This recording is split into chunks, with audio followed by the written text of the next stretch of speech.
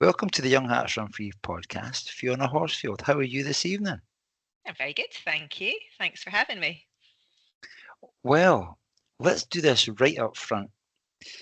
After the Northern Traverse, we spoke about Damien Hall, and then I thought I have to credit the female winner as well. That female winner was Fiona Horsfield, and we'll speak quite a bit about that.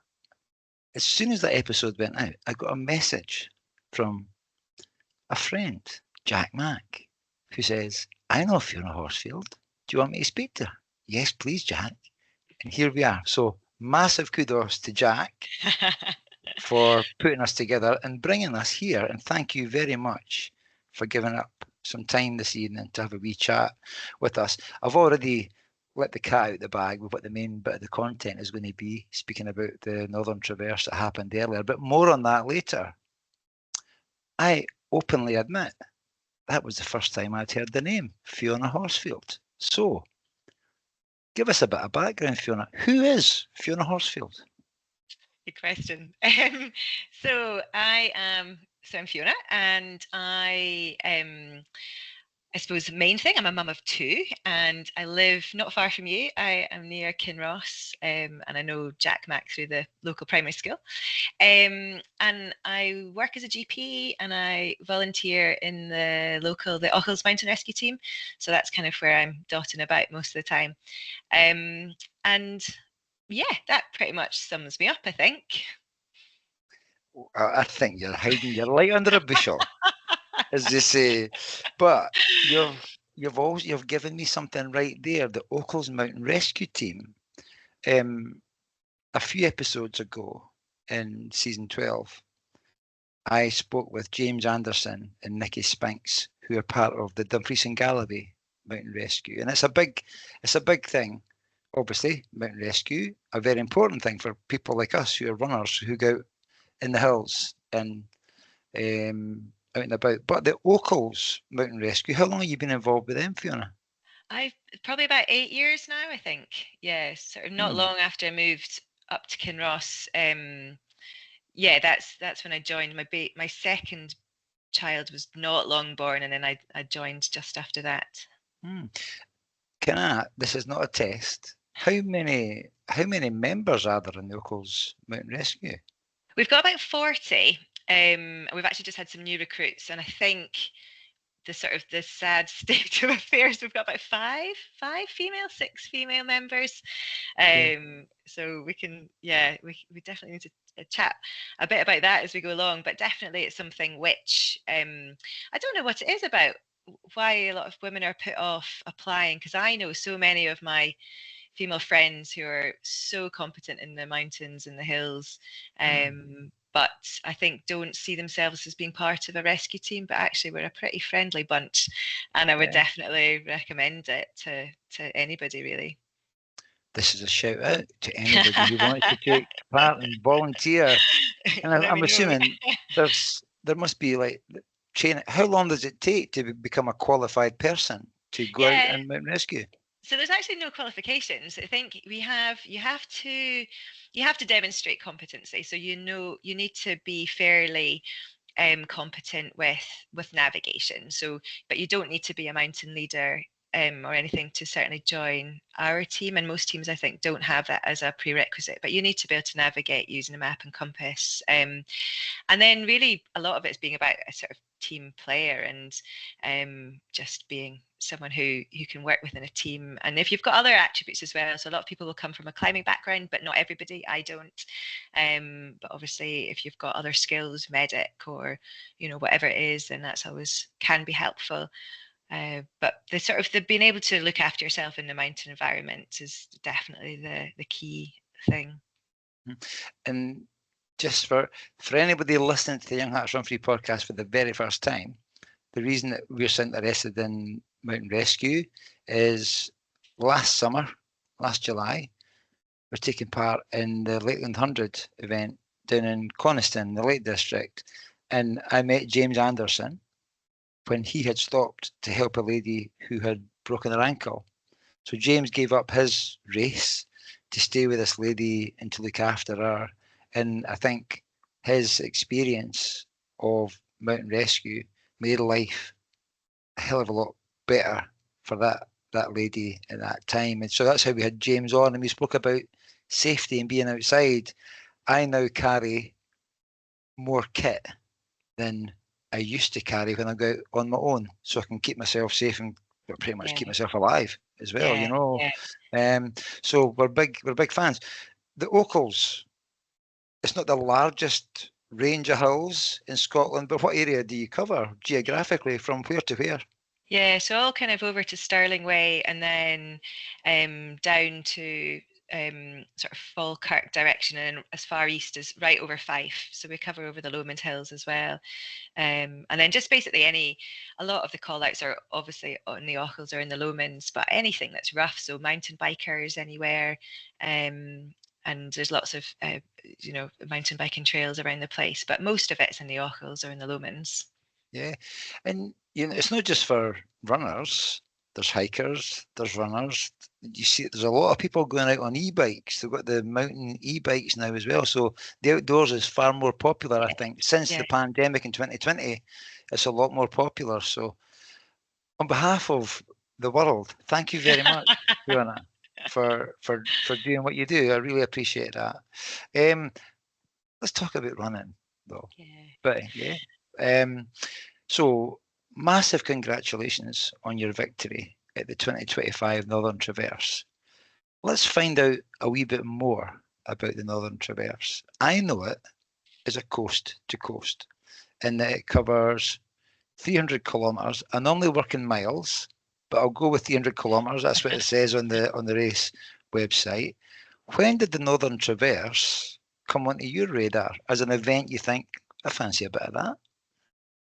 Just really the last couple of years. I think it was, yeah, just really the last couple of years. And I think, to be honest with you, I think these events, when I first heard of them, I sort of thought, well, I'm never going to do anything like that because that's just absolutely daft, That's, how can you even do that? So, I mean, my journey into ultra running has really only been the last few years. Actually, the first one I did was in the Ochils. It was, I think, the Ochils 30, maybe in 2019 or 2020, I think. I can't remember. But the distances have just crept up and up, and I think it is just that sort of challenge where you go, oh, okay, I did that, and then maybe I need to spice this up a bit. I need to put something else in, whether it's a completely different terrain or just a few more miles on, and then that's where that kind of came from. I did I did a race in the mountain rescue race of the Spine Challenger North last summer, and I think it was 160 miles. I don't know what that is in kilometers. And then after that, I thought, well, I didn't know that I was going to be able to do that distance, and then I did do that distance, and thought, okay, right, something else needs to be bigger for the next race, and that's where that came from. Okay, I've not done a quick calculation. I used the calculator on my phone to work out that 300 kilometers is 178 and a half miles. For those people who work in miles, they do that. So, okay, but that's still a bit of a jump, isn't it? Doing that. Had you had an opportunity to recce the Northern Traverse? Because I mean, it goes from, it ends in, is it Robin Hood Bay? Yeah, and starts Where in does it start? It starts in St. Bees on the west coast. yeah, Yeah. yeah. So I did look at sections of it. I mean, it is quite far. It's not the easiest bit to try and recce when you're living up here. But I did do sections, and I was actually very grateful for having done those sections just to get an idea of some of the terrain. And I made it into little trips, and went down with my family for bits of it, and got my mum involved in doing a couple of sections as well. She was my my taxi driver and my evening company. But yeah, I looked at the end, and I looked at the lake section, or part of the lake section, which was great, but the weather was completely different on the times that I did actually recce it, so it was a completely different experience. But it was definitely valuable doing, just getting a sense of what the journey might be a bit like. I love the fact that you get people involved and get that support. Let's have an Yeah, adventure, yeah, It's absolutely, brilliant. absolutely. Brilliant. So the Northern Traverse, and I've got to look at the screen just to make sure I get this right. You do 100 kilometres across. Sorry, there's a Lakes Traverse, which is the Lake District. You've then got the Dales Traverse, and you've got the Moors Traverse. The Northern Traverse joins all that together. Yeah, yeah. What areas had you been to as your recce's? What had you done? So I did a wee bit of the lakes, and I did a bit of the moors, and I hadn't looked at the dales. And done the moors up until the end section. And then the little connecting bits in between, which don't feature on the sort of the individual races, they were just a nice surprise on the day. Okay. Yeah, because we should say that's the 3 national parks that go across the width of England, but there are wee bits in between, as you say, as well. Yeah. The little surprises. So brilliant. The event itself, you saying you've only been running, so it sounds like relatively the last 5 years, something, 6 years. So I think I've always run. I think that's been my kind of go-to for, I suppose, just fitness. And I suppose I've always been, yeah, I suppose I have always run. And I used to go out, as a teenager when my mum would go for jogging in the mornings. But I was never sporty as such. I wasn't really in any athletics teams or anything at school, and it wasn't the kind of things that I was interested in didn't really feature in team sports. But as a family, we were very outdoorsy. We did lots of hill walking in Munros, and we do that with my friends as well, and skiing, and we would go on surf holidays and things like that. So there was lots of I suppose outdoor activities, but the running was just something really that I did, I suppose, just as an easy way of keeping fit. I never, I didn't even really know about hill running and these kind of ultras. I suppose because social media hadn't really taken off, and so it was. I would sign up for some 10Ks or like the odd half marathon. And I was very middle of the pack and did, was fine, but it was never a big deal for me racing. And then I found, I suppose, trail running or hill running, but just through the interest of actually getting out of wherever I was living and just getting out from the door and going exploring and just getting my own kind of little kicks that way. But then it's really only been the last, sort of 6 years or so, 5, 6 years, that the distances have crept up, and I suppose my training has crept up as well, as that's the other thing. That's 3 times now you've used the phrase crept up. I love it. Crept up. So talking from 5Ks, 10Ks, a half marathon to the width of a country. Quite brilliant. On training, yeah. Are you coached by anybody? Do you part of a run club? What's the story there? Yeah, I am both of those. So when I moved into Kinross area about 8 years ago, I joined it was probably about that time, I joined the Kinross Road Runners. I need to give them a shout out because they're such a lovely bunch. And then, I'm really rubbish at making any of the training sessions, but it's still such an amazing group to be involved in. They're so supportive, and I would absolutely recommend to anyone if you're worried about joining a running club, but sometimes it's just the best thing. And certainly when I joined, I wouldn't see myself necessarily as a runner.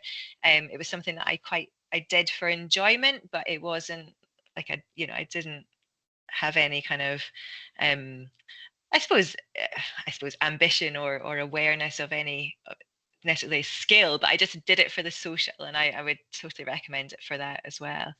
But I am coached now as well. So again, that was fairly recent. I started with Jill Stevens, who's a Scottish hill runner, and I bumped into her actually in Noida in New Year in a pub a couple of years ago, and then I started working with her a bit for the sort of year or so after, and that was really when I started adding more interesting. I just really wanted to be challenged by my running and started doing some of the Scottish hill races, which, oh my goodness, they push you, sort of stick across and Jura and things. And she was brilliant, just got me started on that. And then as of, I think, last September, I started working with Meryl Cooper, who's another Scottish runner who's been great as well. And I wasn't sure actually if I would like being coached, because I think I'm the kind of person that if you tell me to do something, I'll just say no, or I'll want to do it a different way. But actually, it's been great, and it's more.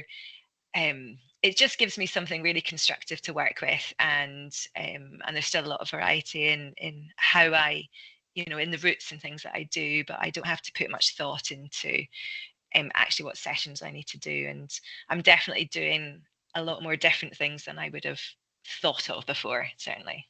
So has the coaching from Jill and Meryl Yeah. made a massive difference to how you are and how you perform?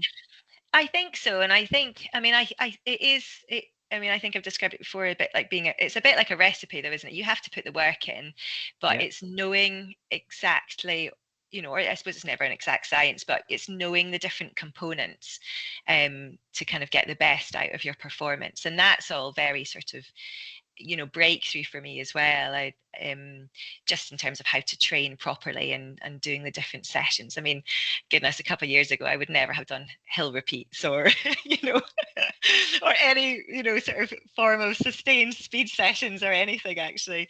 So it's definitely making a difference. Yeah. Yeah.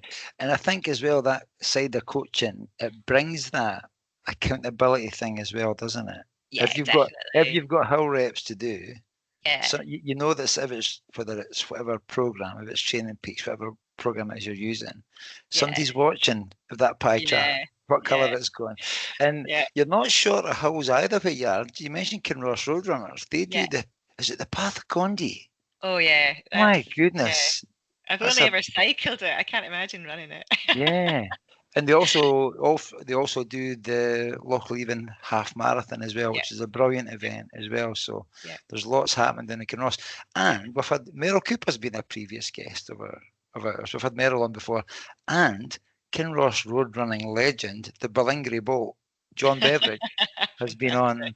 on the show as well. So yeah, there's a lot happens, and they're a brilliant running community Yeah, down in Kinross. Awesome. definitely. Awesome. Okay, back to the Northern Traverse. Your finish time, 54 hours, 12 minutes and 21 seconds to be precise. What were your hopes standing at St. Bees before you started? Um, my hopes were to. So we started Saturday morning, and my hopes were to finish before. Get this right, Monday night.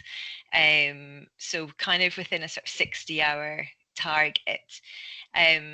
But it wasn't based on any pacing strategy or anything like that. It was just really that I just thought going into that night, third night, would be pretty horrendous.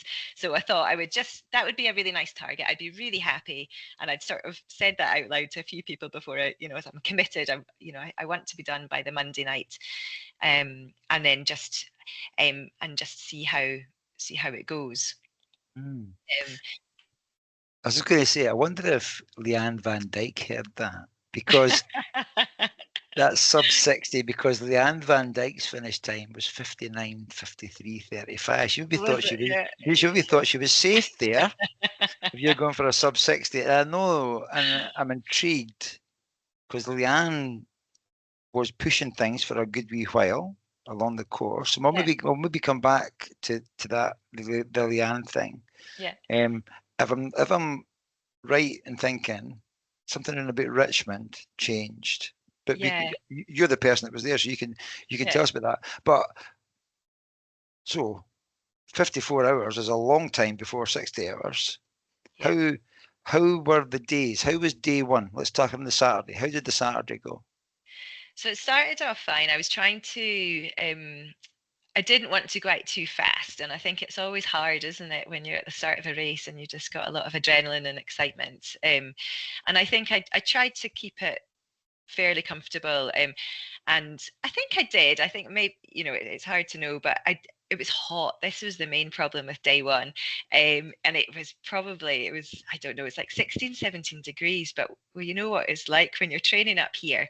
Um, most of the days we'd been training and we're not in double figures. So it was a huge, it was a huge challenge for me, just trying to kind of work with the heat and just keep comfortable and moving and eating and all the rest of it with the warmth as well.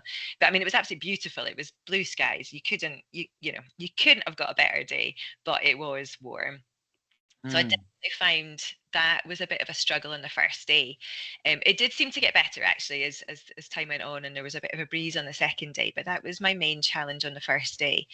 And then, but it was okay. And I think as I went on, it definitely got easier to eat. And I think you were chatting before about feeling as well. It's just how important it is, isn't it? And that was my main kind of aim as I was moving, was just to try and keep eating as much as I could, and drinking as well, and just try and keep all that going, so I was feeling comfortable and could move well. You've opened the door to fueling, so we can do that now. What's your go-to? What do you use? I had a right mixture actually. So I did use gels, and I actually relied on gels quite a bit on day one. Not that I'm a massive fan, but I just, there's such a place for them. And I think when it was hot, I just really couldn't eat a huge amount, and I couldn't, like, chewing anything that was solid or a bar was just, it was hard work. So sweeties and like wee jelly sweeties and chocolate buttons, and gels were probably my go-to. And then I had a bag of crisps and salty nuts. And I actually found, because I was feeling quite nauseous with the warmth and moving, that if I just kind of kept nibbling some crisps and then nibbling Yeah, some sweeties and some gels, I seemed to keep on top of it and keep the yeah. nausea at bay.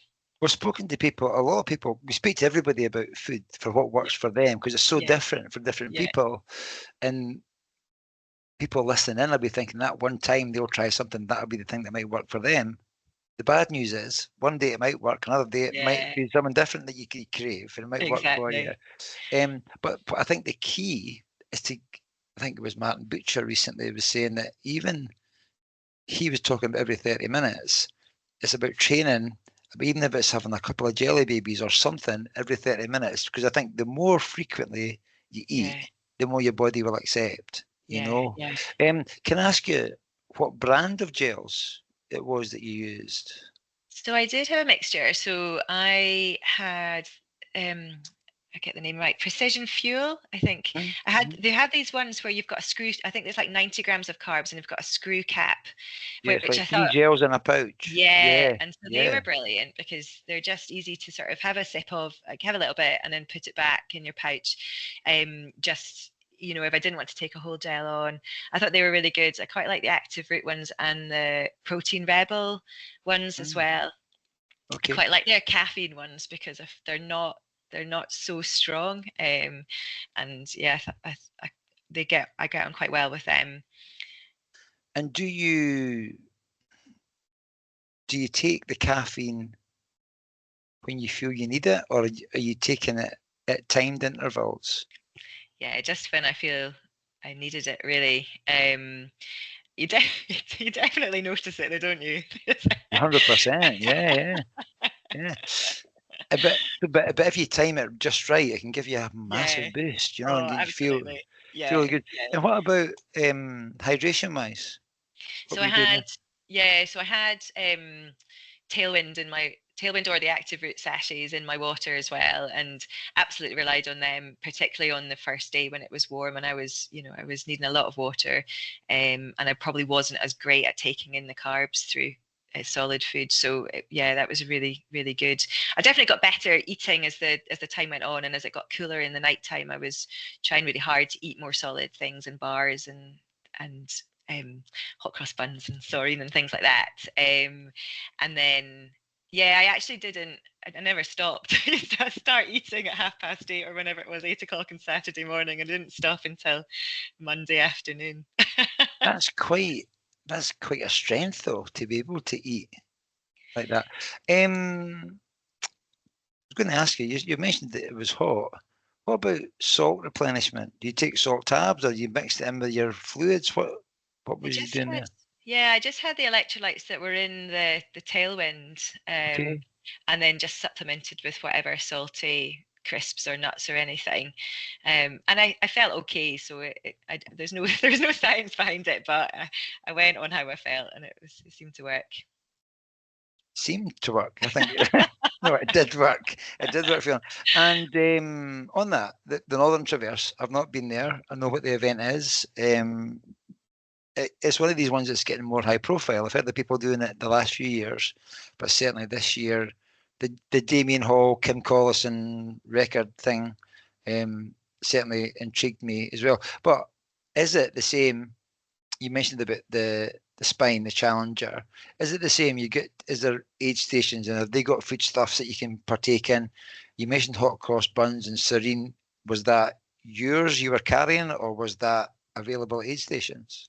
Yeah, so that's the things that I was carrying. There was an aid station. Oh goodness, I don't have the map in front of me, but it's probably about every 30, 40 kilometers, I think. There or thereabouts. I might be mistaken on that.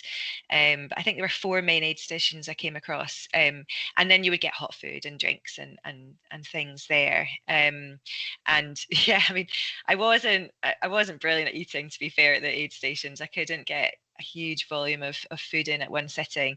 And I really wanted just the plain, like plain porridge or rice pudding was brilliant. And then actually, as the journey went on, I think I was probably just getting more and more hungry, and I did start eating probably better, sort of baked potatoes and chili and things like that. But it was definitely the plainer foods that I was preferring. But they look after you. Yeah, you do get Yeah, looked after. if you don't mind me saying, it's quite rare that somebody gets hungrier as they go on. Normally, people's appetite goes, doesn't it? You're just getting warmed up that first day. Exactly, maybe. Yeah. So that was just the sort of the first day we were talking about. So Saturday turns into Sunday. Did you sleep at all?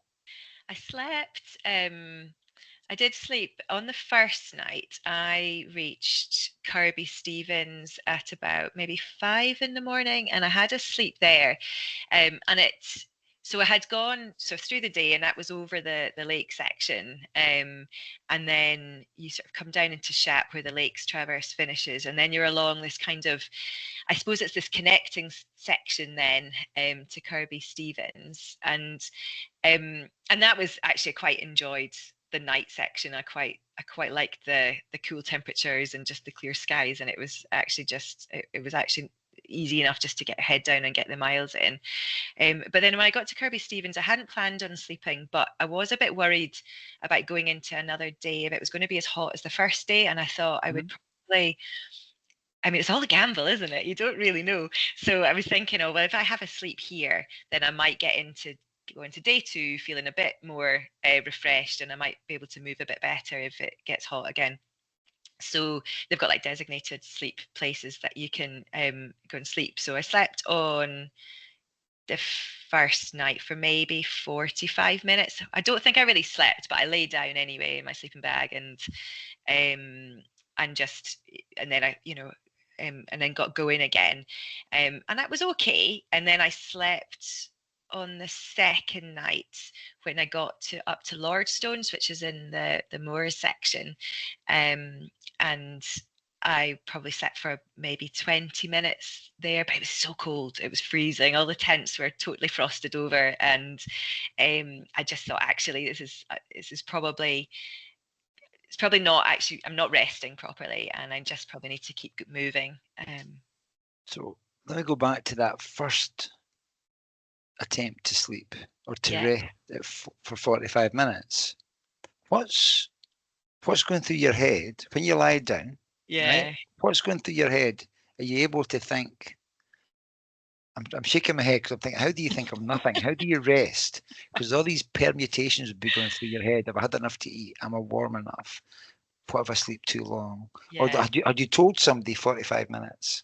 So the event staff, yeah, I mean they were absolutely brilliant. And so as soon as I came into the aid station, like, what do you want to do? And I was like, oh, I'd quite like to have a sleep. So they would take you off to a sort of tent and get, where you've got your own sleeping bag and your own mats in your drop bag. So you meet your drop bag at all the main aid stations. So then they sort of took me to where I was to sleep. And then Yeah, I mean, I'm rubbish at switching off. I think I'm really good at sleeping, but I'm rubbish at switching off. And I think in the middle of the race, it's just so, goodness, it's just such a weird thing to do. But I definitely don't think I slept, but I definitely rested. And I think, and I had an alarm set, but I think I was probably awake and moving around before my alarm went off. You just have that worry that you're going to oversleep or whatever. You take your boots off, take your shoes off at that Yeah, point. yeah, Yeah. yeah. Shoes off. Change socks. I didn't there. I probably should have done, but I didn't. I just kind of, I couldn't be bothered looking at my feet. We'll come back to feet because it's a big part of it. Yeah. Obviously, using feet quite a bit, and then yeah. So 45 minutes of rest. Do you feel that 45 minutes of rest benefited you? Yeah, I think it's amazing actually. What it can do, and it's something which, like, as I say, I'm only new to this, so it is very much kind of try and learn as I go. But it, I wouldn't say I felt, like completely refreshed, but it's amazing just what that can then do, and then just get you moving for the next. Well, up until it was probably one in the morning before I had another rest. So it, yes, it's incredible actually. Definitely, that you can. The human body never fails to amaze me. Yeah, What we yeah, can do and how far we can we can push it. yeah, So you then said that you jumped forward to Lordstones. Was your next sleep at Lordstones? Because that's a big chunk from yeah. Kirby Stephen to Lordstones, isn't So it? I think a lot of people sleep at Richmond, and that's what I'd sort of the advice I'd been given beforehand was to try and get to Richmond, and have a sleep there. Um, but I sort of hit there probably mid-afternoon on the Sunday, and because I'd had a bit of a sleep at Kirby Stevens, I just didn't feel like the need to have another rest. I just wanted to keep Mhm. moving. But I think a lot of people do stop there. I think it's quite a natural place for people to have a rest. We speak about Leanne Van Dyke. Yeah. What was yeah? What was happening then? Were you aware of a to and fro? No, not at all, not at all. And um, to be fair, the first day, I think because you're running around quite a lot of people, I mean, Leanne took off, so Yeah. I, I never saw Leanne, up until the Sunday night, and when I passed her, but she took off. I mean, she was, not seen for dust, and there was another, so Laura, who finished third. I ran with her for quite a bit on the first day. We kind of sort of bounced around each other a bit, and there was lots of other people sort of milling around. But no, Leanne was hours ahead of me, and there was absolutely no part of my brain that even thought I'm even going to try and chase her or even try and catch up with her. It was done. She was away. This was, so that's, when everything else happened later on in the race. I mean, I was probably as taken aback as anybody else. Okay. Because I think it was around about Richmond, wasn't it? Did Leanne Yeah. maybe sleep and you moved on, or? So it was after. So she had left Richmond ahead of me, and then I think what happened after that was that she was slowing. I'm not sure exactly where she started to slow down, but I don't think she'd been feeling very well. Mhm. And so between the section between Richmond and then Ingleby Arncliffe, and there's a sort of big road crossing there. That's where I passed her, sort of in that section. So coming out of um, Richmond, then you get onto this really long section of basically just roads, kind of country roads, and it's very, very flat and very annoyingly runnable.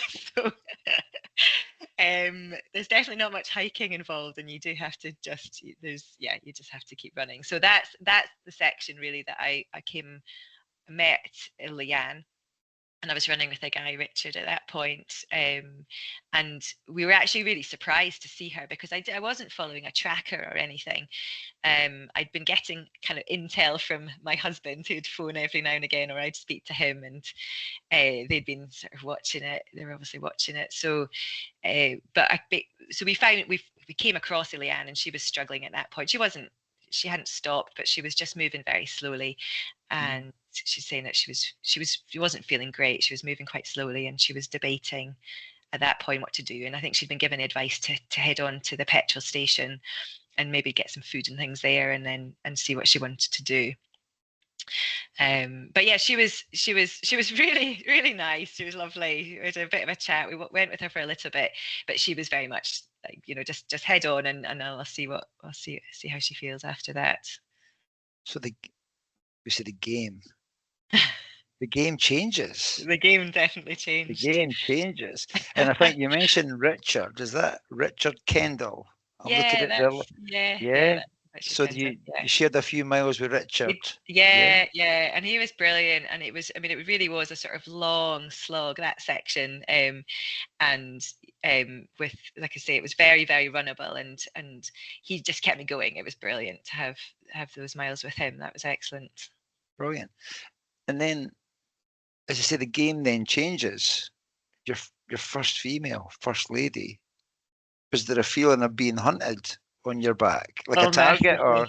Yeah, massively. So I think, I had been loving the race. I really genuinely enjoyed running the race, and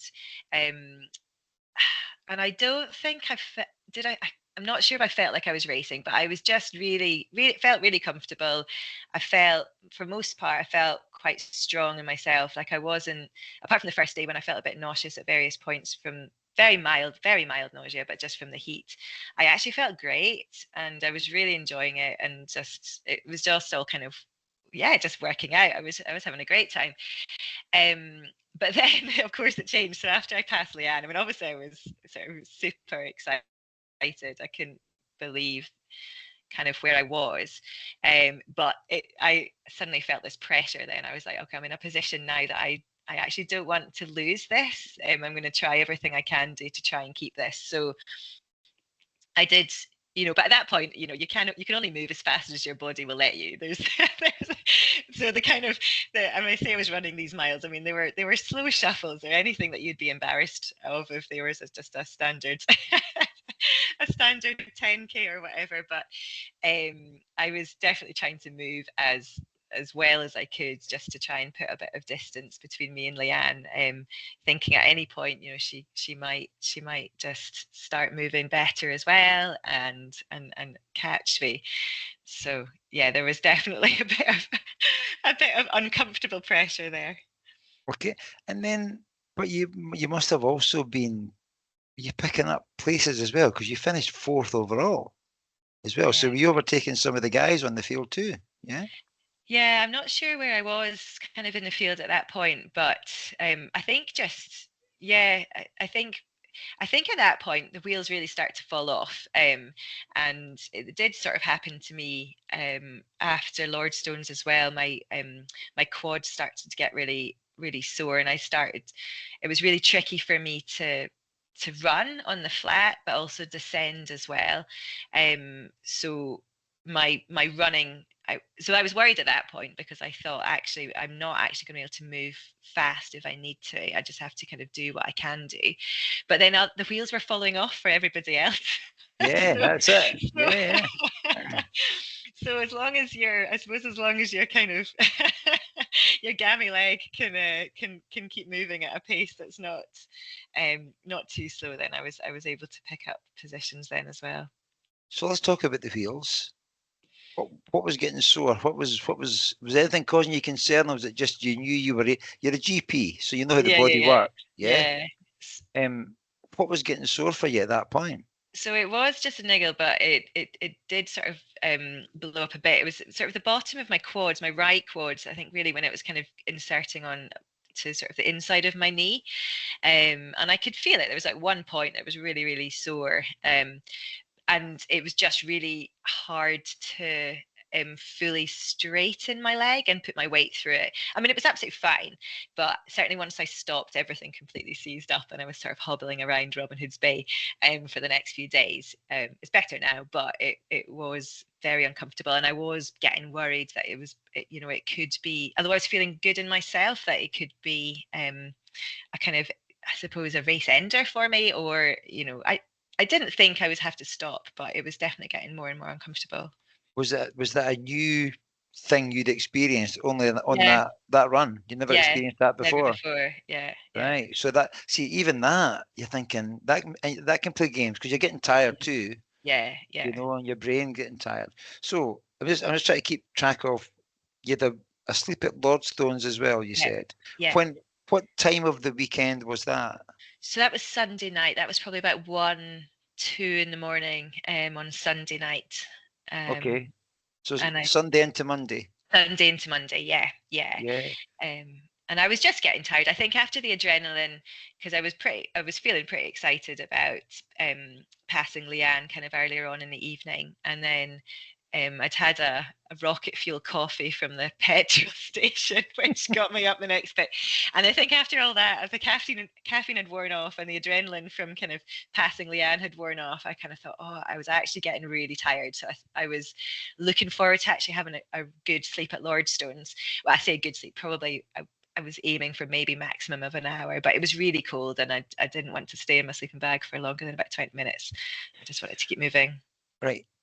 Things are getting niggly. Things are getting Yeah. sore. Things are Yeah. getting stiff. How did it feel getting out of your sleeping bag at Lordstones to go after 20 minutes? That's enough of a time lying down. Were you doing we stretch? Was the massage available? Or is it No. up, get up and go? Get up and go. Get up, go, pack all my stuff up again and then head off again. And I think in hindsight, it probably the way I did it, I don't know how I would do it again, but it was probably not the most efficient use of time because you waste quite a lot of time. Well, not waste, but you use a lot of time, getting your kit out and getting your sleeping bag and everything like that, and then having to stow it all away again and getting yourself organized. I think maybe I wouldn't have had that lie down. I don't know whether I would maybe have just kept going because actually what I did do, I felt I felt rubbish after leaving that checkpoint. I felt like I hadn't slept, and I felt that groggy way when you're woken Hmm. up. You're just you've just not you're not ready to awake. Um, and I actually needed to have another lie down probably in the next couple of hours. It was still dark, but I had a little kind of snooze by the side of the trail, but literally only for about 5 minutes. But it was enough just to kind of again give me a wee reset. And I think actually, in hindsight, I would maybe have not done that extra sleep at Lordstones. I should have probably just kept going and then picked a few spots and had some shorter naps along the way if I needed them. But yeah, it's you never know, do you? But then I think that maybe, I don't know if it's lessons learned, but maybe it's something you Yeah, would try, reflecting back on it, maybe yeah, that's something yeah, you'd try differently the next time. yeah, So yeah. yeah. Um oh, so I'm trying to figure out how far there is from Lordstones to the finish. Because this is now Monday morning, yeah? So Monday morning, yeah, I don't know actually. I don't have the map. Sorry.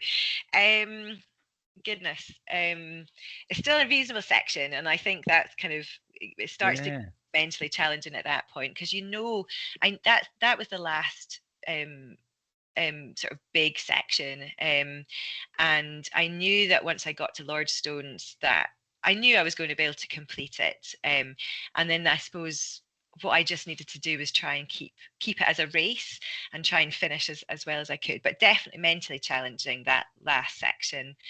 I think it's the end of any race, isn't it? It always goes on so much longer. You know you're almost there, but you've Yeah. still got quite a lot of work to do. But you've also moved from that, what you described as a runnable section, Mhm. into what race directors love to use the word undulating, which means a hell of a lot of up and a hell of a lot of It down. really was. Yeah. So in that last section is definitely, there's a massive descent Yeah, on the elevation graph. It looks like that. yeah, And yeah, if your quads are sore, a yeah. massive descent is the last thing you want to see. So Oh, it was really, yeah, it was that whole section. I think it's sort of blurred in my mind now, but yeah, all the descending was hard going. I had my poles and I was really, using them. I kind of worked out if I straightened my leg and I kind of leant on the outside of it, then I could hobble, I could hobble down the hills, but there's a lot of undulation between there and the finish. I love ultra runners. My feet are so sore, but if I just go on the outside, I'll be all right. Yeah, exactly. Brilliant. You mentioned poles. What type of poles do you use? It's a Yeah. topic that we've been speaking about quite Yeah. a lot recently. What kind of poles do you use? So I have for that race I have Harrier poles. I used their aluminium. I think they're called Catbell Pro. Yep.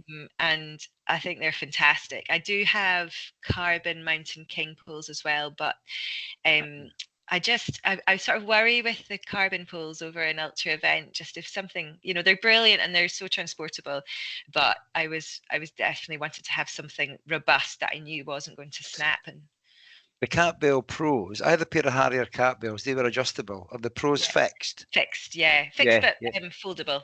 Yeah, and yeah, yeah. they stow away Okay. really neatly. Yeah. Very popular brand, not Oh, just they're for brilliant. poles, Yeah, for lots of all sort of running yeah, kit. Yeah, yeah, yeah. cool. Okay. And then, because I'm now talking about kit, damn it. Yeah, let's talk about kit.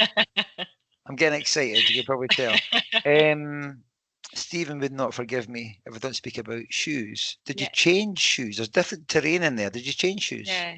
I did. I changed shoes at Richmond, and certainly my shoe choices were based very much on my recce's and the fact I think that usually can be a pretty muddy terrain, but because it had been so dry, the Mhm. terrain was really, really dry and quite hard packed in a lot of areas. So I think my shoes were great. I had no problems with my feet, but you could probably have got away with you could probably got away with a really padded, uh, very light grip shoe, to be honest. But maybe not in other years. So I wore Innovate shoes. I had the trail talons up until Richmond, and then I changed into trail flies for the last section. And they were super.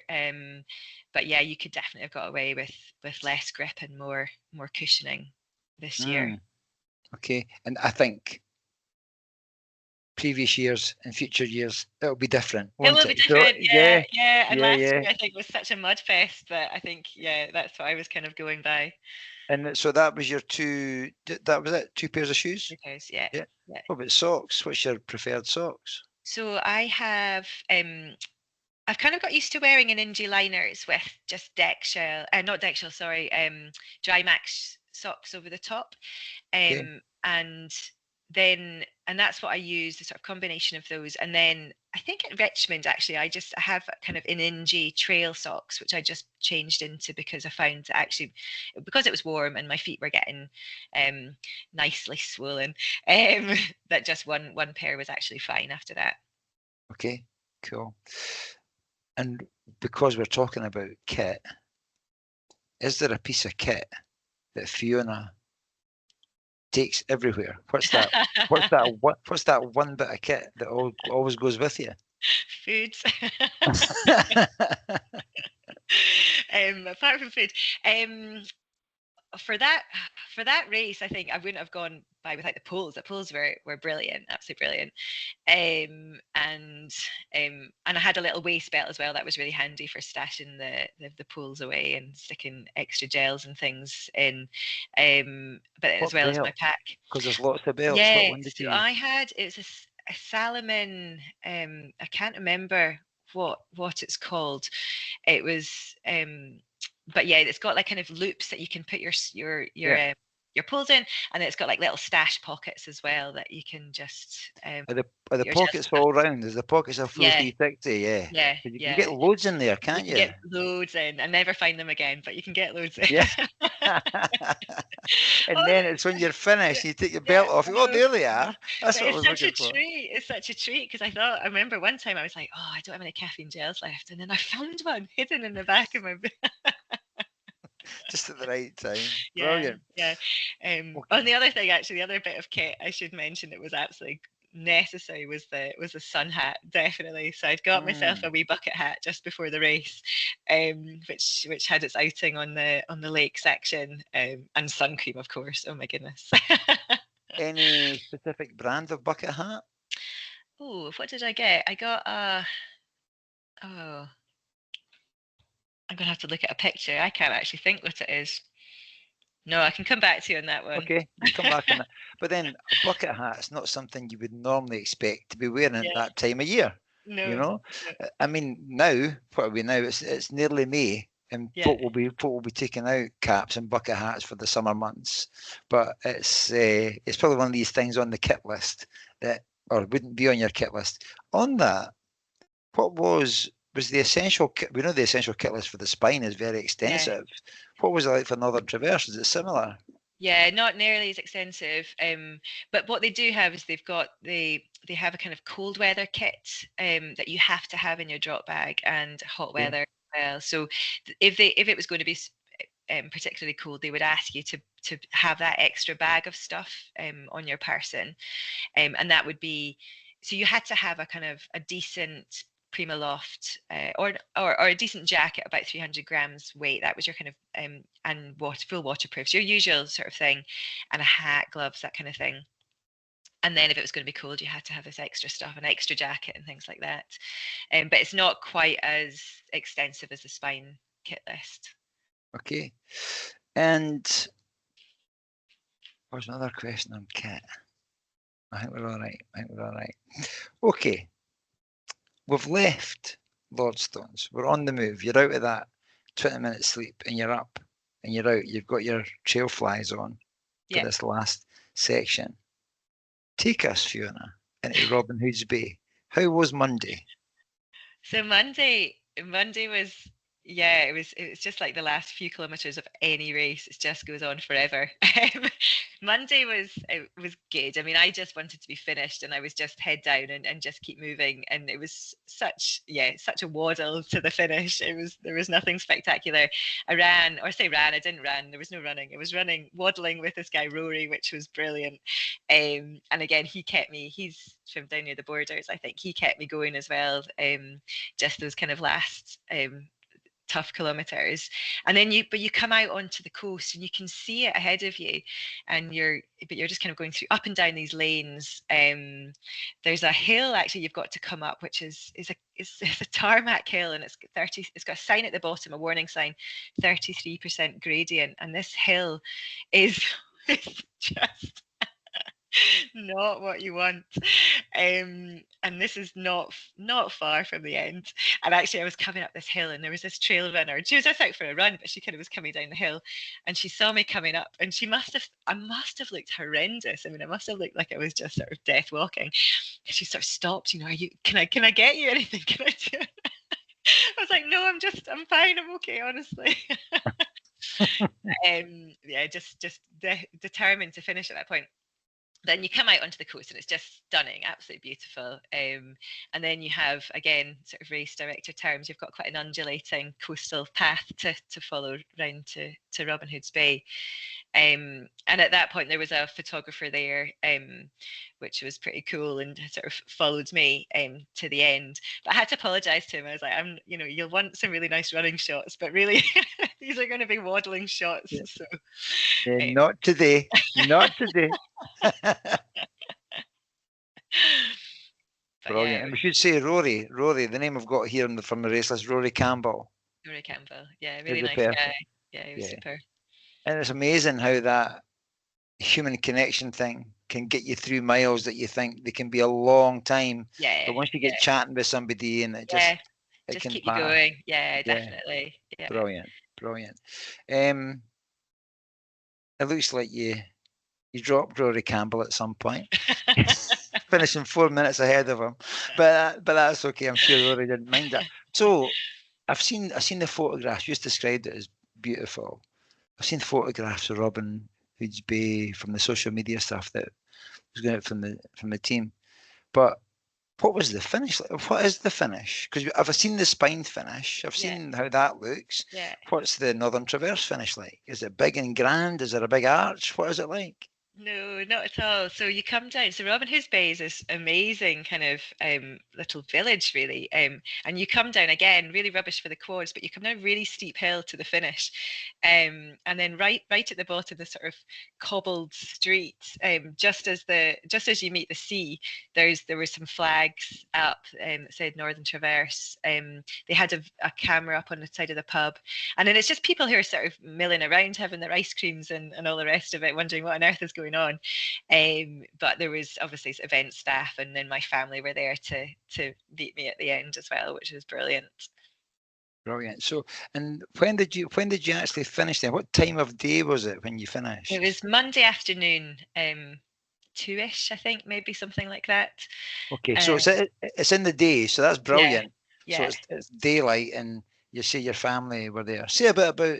You mentioned your husband earlier, who was giving yeah, you updates. Say a yeah, bit about yeah, your yeah. husband and the support. Yeah, so my husband John, yeah, he's probably the biggest support. He's been absolutely fantastic. So he was there with my two kids and my mum as well. And they'd basically just been, we'd started off together at St. Bees and then they'd driven on. I met them at a couple of points along the way as well. And then we had a holiday cottage booked over at Robin Hood's Bay, so they were waiting there for me. But yeah, no, John's been brilliant. And I mean, this, like, I suppose you can't go into anything like this without being, I mean, it's the commitment has been massive. And I think that's probably, I say, testament to my success. Was I was pretty all in from the start when I signed up for the race. I saw this as a big project and I was training Mhm. towards it and doing, time for recce's and things and fitting all the training. But you can't do that on your own. That's got to be, it's a bit of a team effort, just with having, I suppose, being, don't want to say allowed the space, but being able to fit that in and around Yeah. whatever everything else that's going on as well. Mhm. Is John a runner? No, he Okay. can't So, stand running. so, but no, it's because sometimes when you think, well, if your support is a runner, they get it, they Yeah, understand it. But it's even yeah, more of a support if it's not their thing, yeah, yeah, But they're then giving you, yeah, providing you with the space and the opportunity yeah. to follow your dreams. So it's brilliant. Yeah. Yeah, it is brilliant, and I think as well he would say himself, and he said to me many times that I'm a much nicer person if I've got out for a run. So I think it's in his best interest that I get these in. Right. Now you've mentioned Jeep, so we should say everybody needs a John, right? Everybody needs a Everybody yeah, needs a yeah, John. yeah, yeah, Um, but you mentioned you're a GP, you got two kids yeah, and running. How do you balance all of that lifestyle? yeah. I mean, it is tricky, isn't it? I think it's definitely, I suppose, prioritizing things, and I definitely prioritized training over other things for the sort of last training block.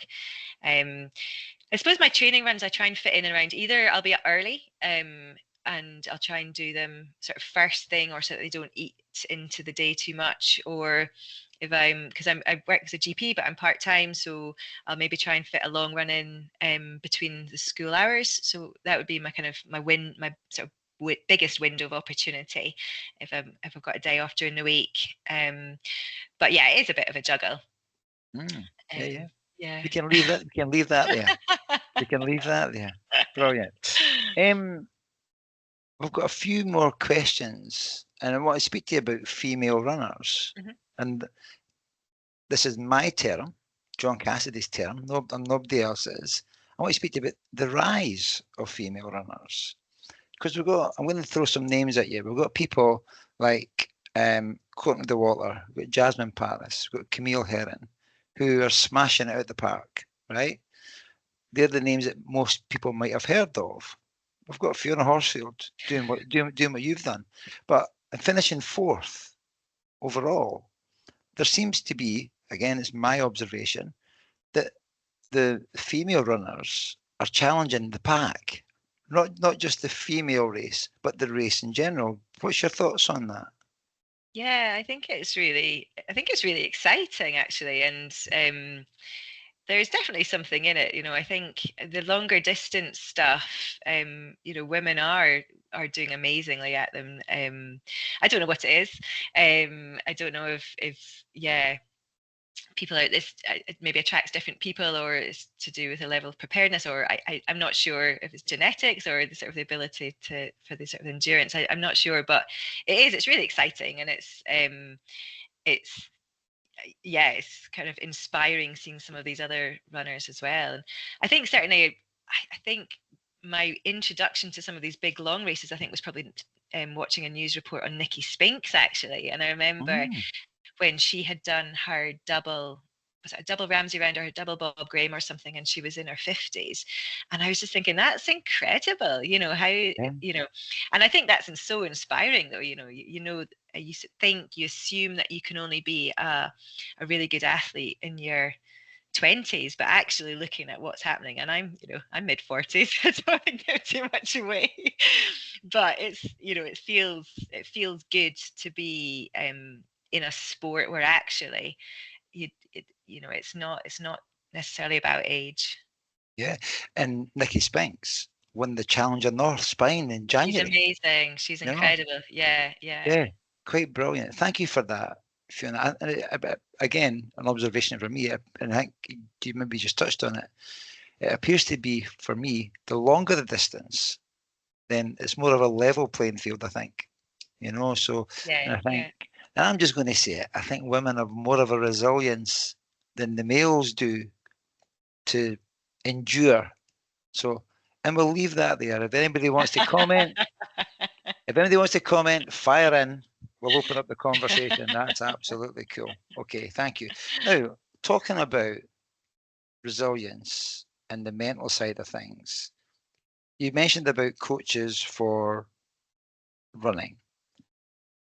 A lot of people assume when you've got a coach, that's for the physical side of things. How did you, or do you, can you share how you prepared for the mental side of the challenge for the Northern Traverse? Yeah, I did. I mean, I did do a bit of reading around it, actually.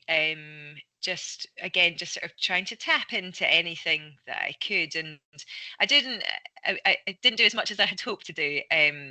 But just thinking about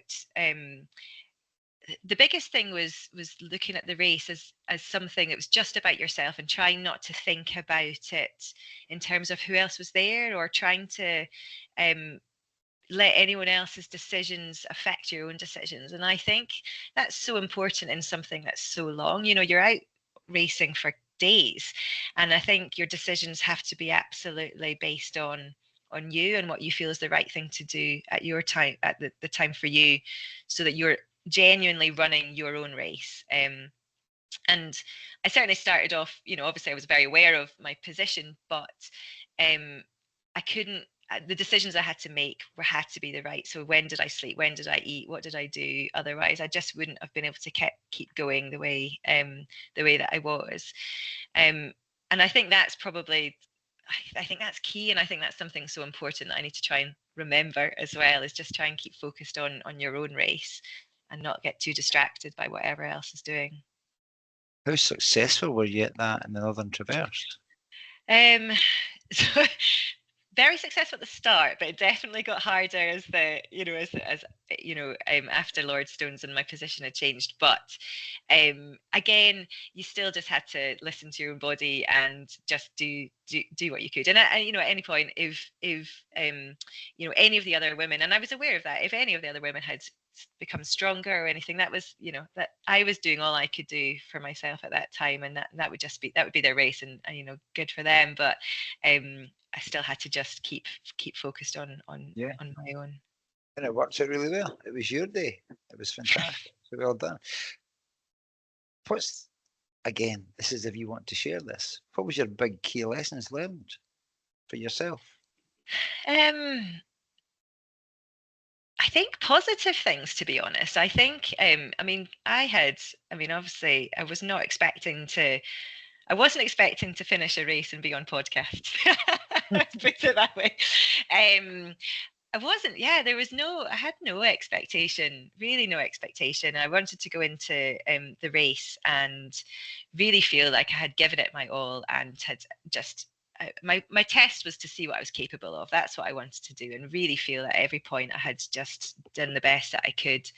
Um, and I suppose my key lesson would probably be a lot of it comes down to being prepared as well, in the training and the going in with the right mental attitude as well. Like I felt so good going into it. I felt really excited to be racing, and it was all positive. I didn't feel I was nervous, but I wasn't anxious about it. But then also fueling, I suppose, I learned that you do need to keep eating. And I knew, like you've mentioned, the 30-minute timer, and I did have that as well, just as a prompt. But it makes such a difference. And I could feel the dips when I would maybe fall short of Yeah. calories. The sleep one, that's an ongoing learning process. I still have to work that when but that's for the next race, I think. Oh, what a beautiful link. Okay, what what is next for Fiona Horsfield? What are you going to be doing next? Yeah, I don't know. I'm not sure about this year. I'm not sure. I had a I think the couple of weeks following the race, I was quite happy to be like, oh, well, I'm not going to really do much for the rest of the year. I'll just see how it goes. And then I've got a place in the winter spine race, the full winter spine in January next year. So that's my big next goal. But now that the race is, behind me and my niggles have disappeared, I'm thinking, oh, well, maybe I should try and put something else in this year. But I haven't committed to anything, and I think I just need to see how it all when I get back to training properly, how it all feels and things. It's only been a few weeks still Yeah, since still early days. since the race. How are your feet? How are your quads? Feet are fine. My feet were no bother. And my quad is now feeling much better. So yeah, I did go to a physio, and I got a very uncomfortable massage, but now my knee bends, so it's all good. Good, positive result. Can we speak about feet for a wee minute? Because feet is really important if you're going to be running. You say your feet are fine. What I can just imagine finishing at Robin Hood's Bay, ripping off the shoes and the boots and getting down to bare feet and going into the water and just standing with them in like steam Yeah, coming yeah, coming off your feet. How were your feet at the finish? And talk about foot care. yeah. How do you prepare for that event? What do you do to your feet? Yeah, so I had been recommended to moisturize my feet. So I was using the Flexitol foot cream, and I used that for probably about a couple of months beforehand. It's the most attention my feet have ever had. But I had very moisturized toes. And then I put trench foot cream Yep. on my feet. So loads of it on, and then before I put my socks on, and then when at the checkpoints where I changed my socks, I put loads more on, and it worked. It was absolutely fine. My feet never got wet during the race, so I think that was a big bonus, because I Yeah. think that's had lots of problems before. Um, but they were fine. There was no bother. My feet were very hot at the end. I did want a full submersion in the sea. Yeah. I didn't do it, but I did want it. Uh, but Yeah. yeah, they were a bit puffy, but they were fine. Brilliant. That's absolutely fantastic. That's a right result actually. If your feet are good, they're going to be swollen because of the Yeah, miles that you've done in that yeah, space of time yeah, on your feet. Brilliant. And Winter Spine 2026. That's yeah. exciting, It is isn't it? exciting. Yeah. Oh well. This has been I'm actually shattered listening to all that, taking me across the width of a country. It's quite brilliant. We've got a couple of last questions that we always ask people. Yeah. The first one's about a dialect, an entry for our dialect dictionary. And it's a word about either where you're from or where you've picked up on your travels, anything. It can even, recently we've had a family thing that it only got used in a family. So what word or phrase would Fiona Horsfield like to enter in the dialect dictionary? So I think it's words. I'm not sure. I think it's five, but it might have wider spread. Messages for shopping. Have you got that in your diary? I know what messages are, but So you'd but I don't think it is. Brilliant, yeah. So if you're going so for the messages, you're you're going going to for the buy your food messages. shop. Yeah, Yeah. exactly. You'd go down the shop, go down the road to get the messages. That's So what there'll be, grandma would do. I love, I love that if people haven't heard that, they'll be thinking messages like you're going to like a telegram or something. You're Yeah. going to go and pick up a telegram. Yeah, if you're going for your message, you're going for a shop. Brilliant. I love Yeah. that. That's straight in to the end. And then our last question, Fiona, is a musical one. And maybe you can answer two questions here, please. Okay. On your traverse across the country, did you listen to music? Did you listen to podcasts? Or did you just listen to nature? And then the final question is, um, we've got the Buff Buff Collection Volume 10 is a playlist that we've got together. What song would you like to add in to the playlist? But first of all, did you listen to anything while you were moving? I did in the night time. I found that really helpful. I just listened to music, and then, but yeah, I found that was really helpful. And I think I probably did have some morning. Yeah, I did on the Monday morning, just getting those last kilometers in. But I found music was easier to listen to than chatter. What's your music vibe? What do you like? Oh, it's very eclectic. Hours of listening with lots of random songs on it, which I sort of build up.